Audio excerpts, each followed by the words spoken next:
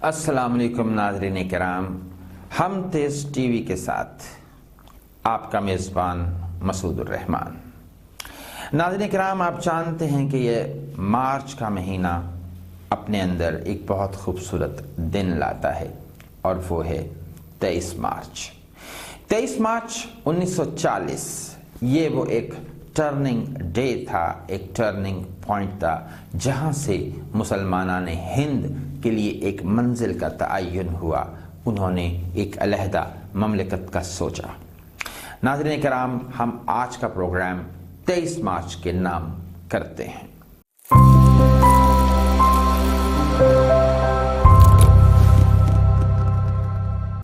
नाज़रीन किराम, आप जानते हैं कि पाकिस्तान का मतलब क्या?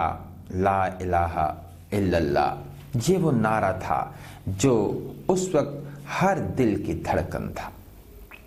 अपने आप में एक खूबसूरत तसव्वुर लिए ये पाकिस्तान दुनिया के जब नक्शे पर उभरा तो एक जैसे इनकलाब आ गया। लोगों के दिल जो मुरझाए थे वो खिल उठी।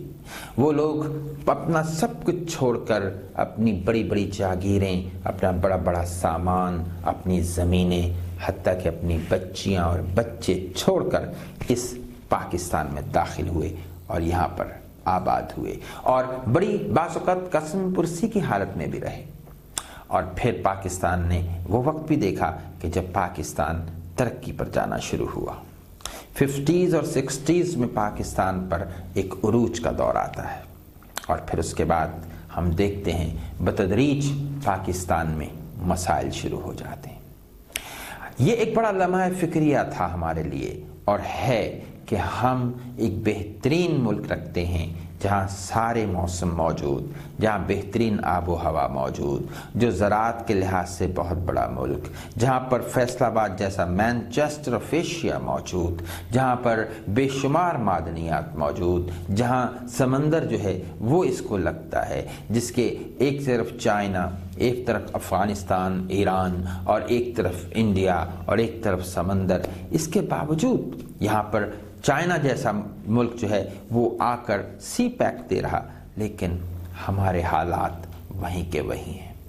हमें ज़रूरत है 23 मार्च के इस दिन की अहमियत से कि हम आज कोई नई करारदाद बनाएं। जैसे करारदाद पाकिस्तान थी 23 मार्च 1940 को, ज़रूरत है कि एक 23 मार्च 2021 में भी करारदाद बनाई जाए और जिस पर पूरी कौम डट जाए। नाज़रीन किराम, हमें सबसे पहले ये देखना है कि हमारे मसाइल क्या हैं। हमारा सबसे बड़ा मसला मेरी नज़र में कौमियत का है, नेशन का है। हम एक कौम नहीं है। कौम का तसव्वुर जो है ये असल में दो तरह से है। इसका एक तसव्वुर हमें दिया मगरिब ने कि कौम क्या होती है, जो एक ज़बान रखती हो या एक इलाका रखती हो या एक रंग रखती हो या एक नस्ल रखती हो या जिसके मफादात मुश्तरका हो। ये 5 तरीके हैं जिस पर एक मगरबी तसव्वुर कायम होता है कौम का। ज़बान एक हो, रंग एक हो, नस्ल एक हो, इलाका एक हो या मफादात मुश्तरका हो। अमेरिका उसकी एक मिसाल कि जहाँ पर मुख्तलिफ अक़वाम इस बात पर इकट्ठी हैं कि उनके इंटरेस्ट, उनके फ़ायदे वो एक हैं। यहूदियों को देखें, वो अपने नस्ल होने की बुनियाद पर एक कौम है। जो वाइट पीपल यूरोप के हैं वो अपने रंग की बुनियाद पर हैं। इलाका वाइज देख लें, पाकिस्तान भी उस तरह से एक कौम है, इंडिया एक कौम है। इसके बरक्स एक तसव्वुर जो है वो इस्लाम ने दिया है, वो ये कि आप एक न रंग की बिना पर कौम होते, न नस्ल की बिना पर कौम होते, न ज़बान की बिना पर कौम होते, न इलाके और मफादात की बिना पर कौम होते, बल्कि आप एक अकीदे की बुनियाद पर कौम होते हैं। आपका इलाका कोई हो, आपका रंग कोई हो, आपकी ज़बान कोई हो, आप किसी और नस्ल के हों, लेकिन अगर आपका ईमान ये है कि ला इलाहा इल्लल्लाह मुहम्मदुर रसूलुल्लाह, तो आप एक कौम के हैं। چاہے کوئی شخص ایشیا میں رہتا ہے یا افریقہ میں، امریکہ میں رہتا ہے یا چائنا میں، اگر ان کا یقین خدا اور اس کے رسول پر ہے تو وہ ایک ہی قوم کی لڑی ہے۔ یہی تصور ایک ملک کے اندر بھی ہے کہ ہم چاہے پنجاب سے ہوں، سندھ سے ہوں، ہم چاہے بلوچستان سے ہوں یا بلتستان سے ہوں، ہم ایک رسول، ایک اللہ، ایک قرآن، ایک کعبہ، ایک مدینہ، اس کے ماننے والے ہیں۔ یہ تصور ہم زبان سے تو کہتے ہیں، لیکن ہمارا عمل اس سے محروم ہے، ہمارا کام اس کے بالکل برعکس ہے۔ آج پاکستان دو بہت بڑے مسائل میں الجھا ہوا ہے، ایک فرقہ پرستی اور ایک سیاسی فرقہ پرستی، ایک مذہبی تقسیم اور ایک سیاسی تقسیم۔ میں کبھی بھی اختلاف کے کہنے کے خلاف نہیں رہا، میں اختلاف کا سب سے بڑا حامی ہوں، کیونکہ اختلاف ہمیں ترقی دیتا ہے، ہمیں کچھ اور سوچنے کی طرف لے جاتا ہے۔ یہ ایک تنقید ہوتی ہے جو اصلاح کے لیے ہوتی ہے، اور اس سے انسان اپنے اندر نئی نئی جہتیں پیدا کرتا ہے، نئے نئے انداز سوچتا ہے۔ اگر حکومت کے ساتھ اپوزیشن نہ ہو تو حکومت بے لگام ہو جائے، اس کو کوئی پکڑنے والا نہ ہو، اس کو کوئی روکنے والا نہ ہو۔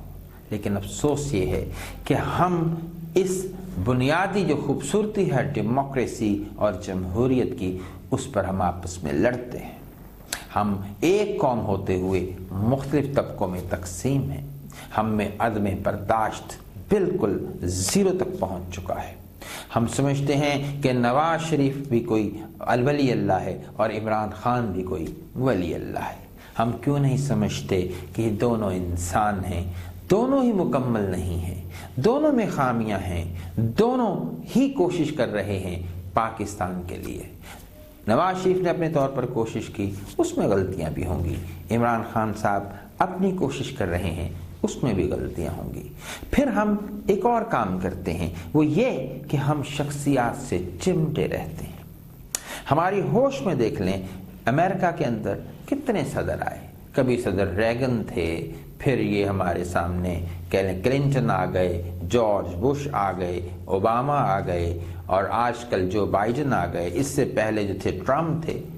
لیکن کیا وہ قوم اپنے صدروں کے ساتھ چمٹی رہتی ہے؟ نہیں۔ جیسے ہی ایک صدر چلے جاتا ہے، ساری قوم اس کو بھول جاتی ہے اور اگلے صدر کے ساتھ چمٹ جاتی ہے۔ ہم ایسا کیوں نہیں کرتے؟ ہم کیوں 30 سال سے یا 22 سال سے ایک ہی شخص کے ساتھ چمٹے رہتے ہیں؟